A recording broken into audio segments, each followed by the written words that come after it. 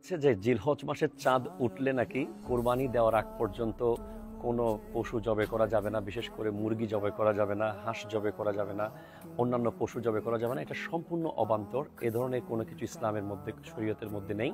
তবে সম্পর্ক আছে একটা জিনিসের সাথে, সেটা হচ্ছে সহিহ মুসলিম শরীফে হাদিস রয়েছে এবং মেশকাত শরীফে কিতাবুল উদহিয়ার মধ্যে হাদিস রয়েছে।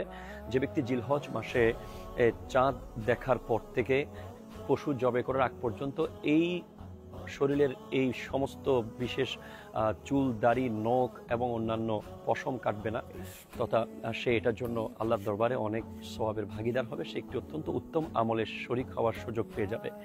দর্শক, আমরা আমাদের হাজিউল হারামাইনি শরীফাইন যারা হজ করতে গিয়েছেন, তারা হেরাম পরার পর থেকে শরীরের কোনো পশম, নখ, চুল, দাড়ি কাটতে পারবে না। তো আমরা যারা এখানে থাকবো, আমরা তাদের সাথে এই আমলের শরীক হব। এটা ইসলাম আমাদেরকে সুযোগ করে দিয়েছেন। তাই আগামীকাল চাঁদ উঠে যাওয়ার সম্ভাবনা রয়েছে, প্রায় নিশ্চিত।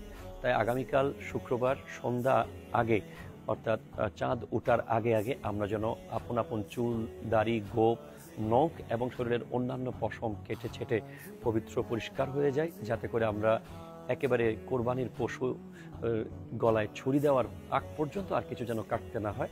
ভালো থাকবেন। আসসালামু আলাইকুম।